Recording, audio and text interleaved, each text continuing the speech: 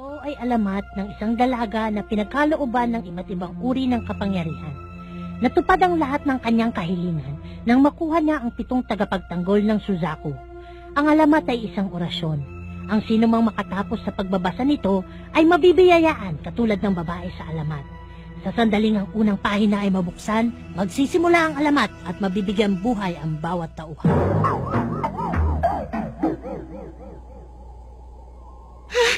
Double cheeseburger!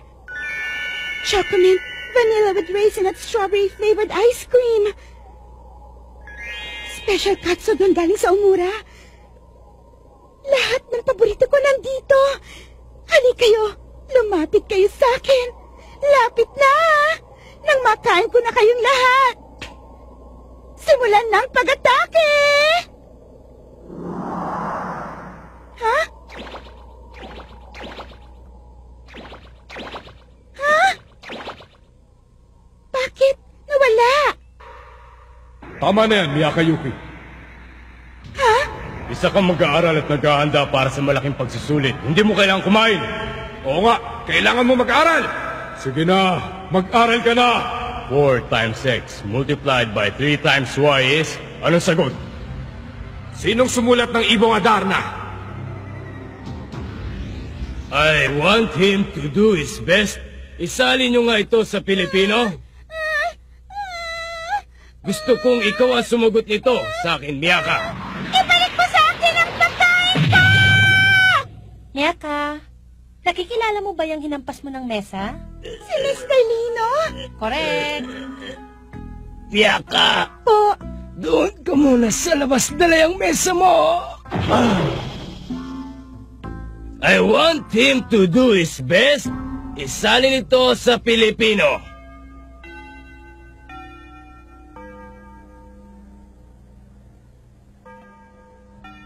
ay, nakakangawit. Miyaka, aalis na kami. Sama ako. Naman, Miyaka, malapit ng finals at tutulog ka pa rin sa klase. Pag ganyan ka na ganyan, walang tatanggap sa'yo sa college. Hindi na ako matutulog pag college na ako. Saan mo ba gusto mag-college? Eh di sa UP. Ano? Ibig mong sabihin sa pamantasan ng Pilipinas, saan pa ba dapat? Sigurado ka bang kaya ng utak mo doon? Ba't ako lang ang tinatanong nyo? Bakit hindi nyo rin tanongin si Julie? Kasi ako matalino. Ikaw palaging pinapagalitan ni Mr. Lino. Sigurado ka bang kaibigan kita, Julie? Oo naman, binibiro lang kita eh. Mabuti pa, samahan mo na lang ako. Saan tayo pupunta? Sa National Library. Talaga? Alam mo, ikaw lang ang kilala kong pumupunta doon. Kaya walang duda na ikaw ang pinakamatalino sa buong eskwelahan natin.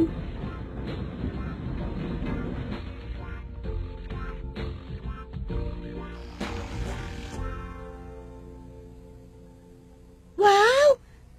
Ang laki naman! Ang National Library ba ang national building ng bansa natin? Hoy, Julie! Tumawa ka naman! Pinag-isipan ko pa yon.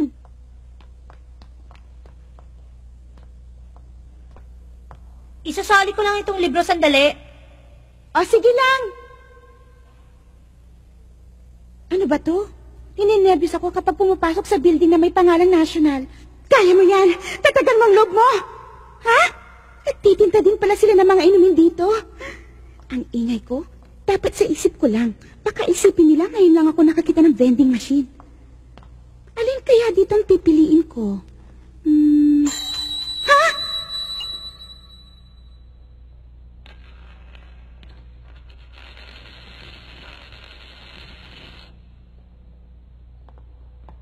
Naku naman!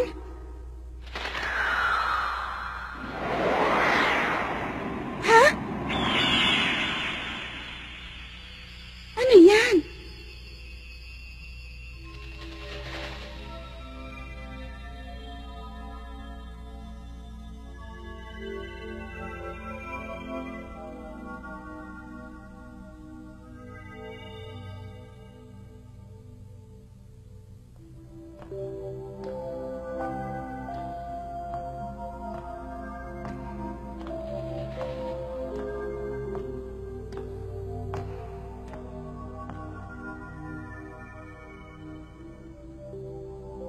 Silid ng mahahalagang literatura.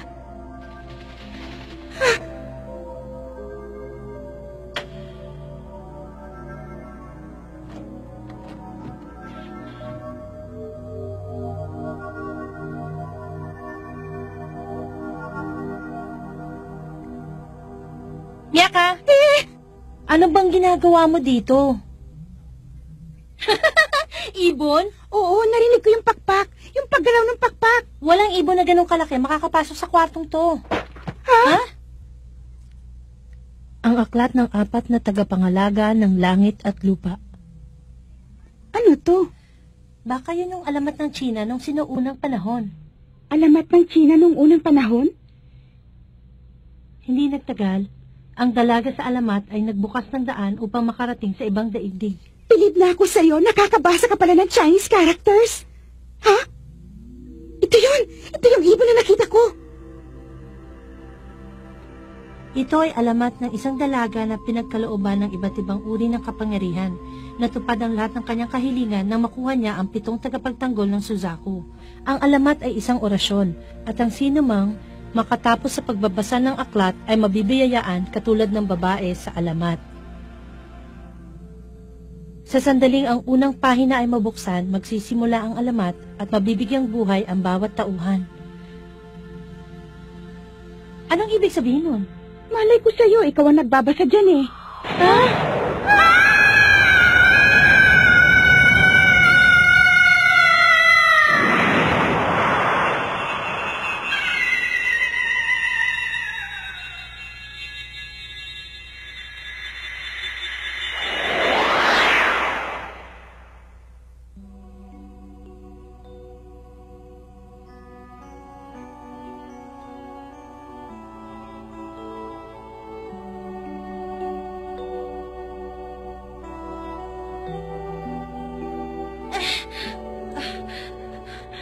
Ano bang nangyari sa atin?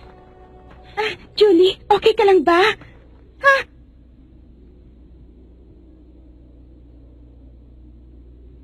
Teka, saan na ba tayo? Julie! Masakit ba, Miyaka? Ang sakit na na! Aray, hindi pala panaginip to. Panaginip man o hindi, wala silang double cheeseburger o kaya ice cream na may resin at nuts sa ibabaw. Hindi nga natin alam kung nasan tayo tapos yan mo pang inaalala mo? Hindi! Wala ring special katsu doon galing sa Umura. Anong gagawin natin, Julie? Ha? Julie? Miyaka! Kakaibang itsura ng mga babaeng ito. Maaari natin sila ipagpalit sa mataas na halaga. Kayo, Mama. Kayo yung dance troupe na mula sa China. Hangal! Nangangalakal kami ng mga babae. Swerte namin at nandito kayo.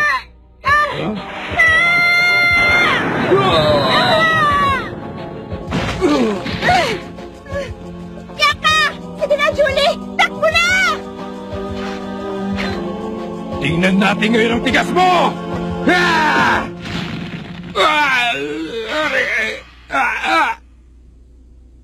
Tama na. Ikaw na naman!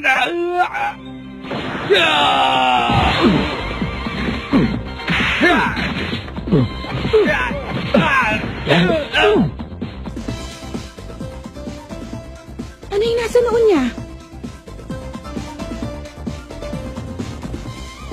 May nakasulat? May nakasulat sa noon niya.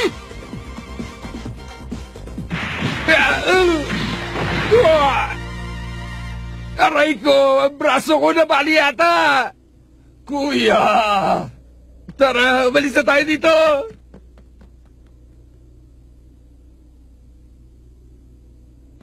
Ano? Nasaktan ba kayo? Ha? Maraming salamat sa tulong mo. Pera na lang. Huwag na kayo magpasalamat. Ha? Teka, huwag niyong sabihin pagkatapos ang ginawa ko para sa inyo, wala na kayong babayad. Napakamalas ko talaga. Hindi niyo ba alam na mahal ang bayad sa akin pag tumutulong ako? Hindi naman namin hiningi ang tulong mo ah. Baka may pera ko dito. Wala akong panahon para sa mga pulubing tulad niyo. Paalam! Sandali! Huwag ka umalis! Ano bang lugar to? Ha? Ito yung... Parehong... Walang liwanag. Miyaka!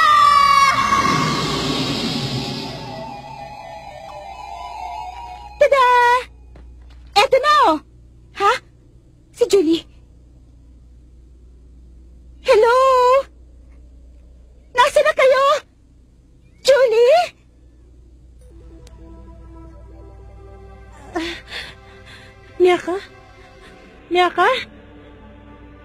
Miyaka! Miyaka!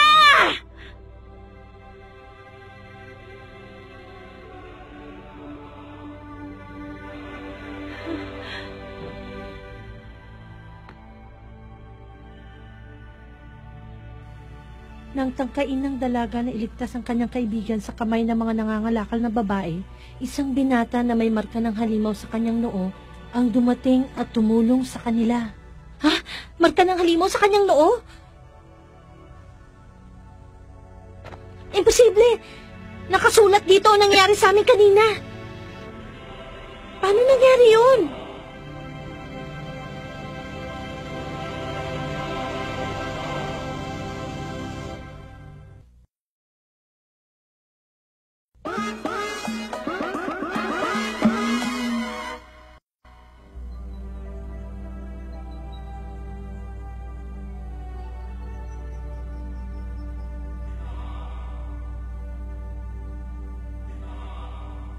Sakay ng isang karitelang papunta sa syudad, ipinasya ng dalaga na hanapin ang kaibigan at ang binatang tumulong sa kanila.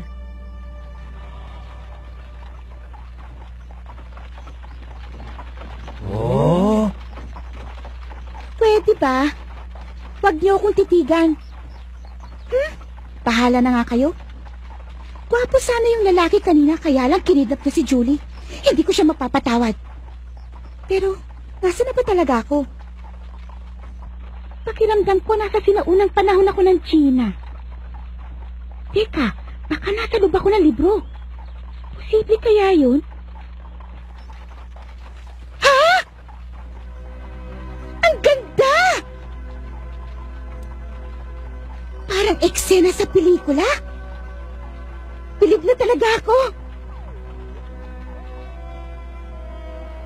Nasa syudad na pala ako, hindi ko kagad napansin.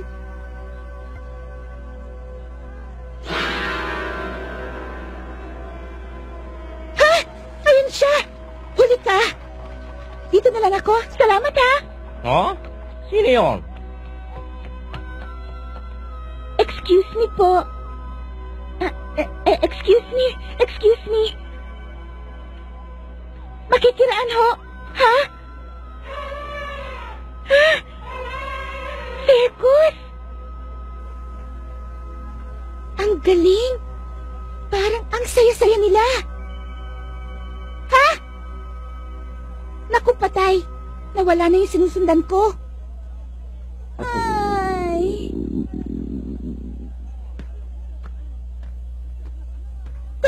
Gutom na ako. Ah! Pwede ba kung hindi ka bibili, umalis ka dyan. Hindi maganda yan naglalaway. Bibili ko. Pero may nakita ba kayong gwapong binata na may marka ng halimaw sa kanya noo? Marka na halimaw sa noo?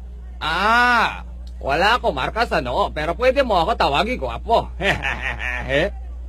Ang kapal. Handali nga! Ano ba ito ibinayad mo sa akin? Naku! Dito rin pala hindi na tinatanggap yung may kalabaw! Excuse me? May kilala ba kayong lalaki na may marka ng halimaw sa kanya noo? Yung may marka ng halimaw. Sabihin niyo na. Parang awa niyo na. Pagod na ako. Nasaan ka na? Julie. Sandali, Binibini. Ha? Kanina pa kita pinagmamasdan eh. Parang malungkot ka. Kung gusto mo, sasamahan kitang mamasyal dito sa imperyo ng Conan. Imperyo ng Conan? Oh, Imperyo ng Conan palang tawag sa lugar na to. Teka, niyayaya ba niya ako mag-date kami? Tama! Narinig ko niyaya niya ako. Ngayon lang nangyari sa akin to. Pagkakataon ko na to. Ngayon masasabi ko isa na akong ganap na dalaga dahil may nagkagusto na sa akin. Pero sandali, hindi ako pwedeng umuo kagad. Baka isipin niya madali akong makuha. Konting pakikot niya ka. Hindi pwede. May hinahanap kasi akong tao kanina pa eh. ganun ba? Sandali! Taong may marka ng halimaw sa kanyang noo? Oo, kilala mo ba siya? Alam mo ba yung taong hinahanap mo ay kaibigan ko? Talaga? Dadalhin kita sa kanya. Sige!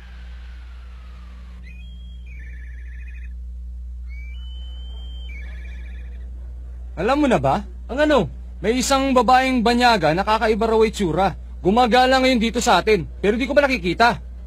Ah, narinig ko na yun. Yan yung naghahanap sa lalaki may marka ng halimaw sa noo. Ang sabi nila, bumili raw ng pagkain tapos nagbayad ng perang banyaga at saka tumakbo. Isang babae na mula pa sa ibang bansa at nag-iisa pa? Mawalang galang nga po, pwede bang magtanong? Anong kailangan mo? Narinig ko na pinag-uusapan nyo tungkol sa kakaibang babae. Dalawa ba sila? Wala akong narinig na dalawa sila. Ang alam ko, isa lang yung babaeng sinasabi nila. Isa? Hindi yun yung mga babaeng nakilala ko. Excuse me. Nasaan na ba talaga yung kaibigan mo? Nandito. Aba. Ha? Mukhang may dinala ka na namang regalo para sa amin, ah. Kasuotan pa lang yan. Maibebenta na natin ng mahal. Sabi nila, iba raw talaga ang panlasa ng mga babaeng banyaga. Loko mo ko. Kasalanan mo yan. Bakit ka sumunod sa kanya? Basta! Matapang, ha?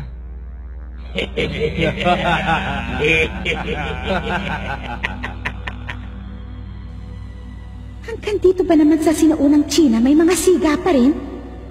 Baka mapagalitan ako pag pinatulang ko itong mga to. Teka, wala na nga pala ako sa eskwelahan ngayon. Hindi na nila mababawas sa grade ko sa kanda.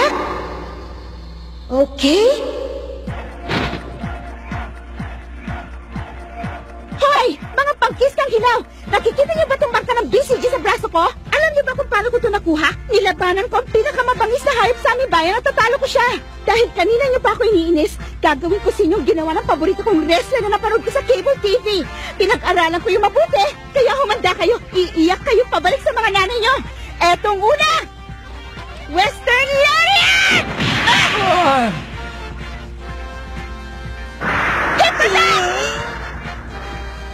Ano pang klaseng babae yan? Ngayon lang ako nakakita ng ganyan.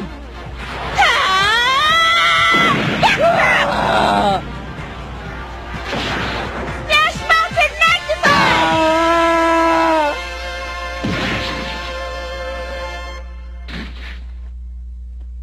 Natalo ko sila. Pwede ko nang ka-tag team si Undertaker sa wrestling.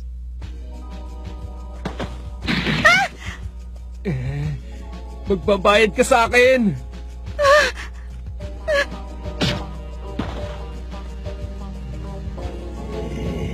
Wag! Saklolo! Tulungan niyo ako! Wag! Aray! Sino ka ba? Apat kayong lalaki. Laban sa isang babae. Mali. Dahil hindi patas ang laban. Nang malagay sa panganib ang buhay ng dalaga, muling dumating ang lalaking may marka ng halimaw sa noo. At tinalo ang mga masasamang loob.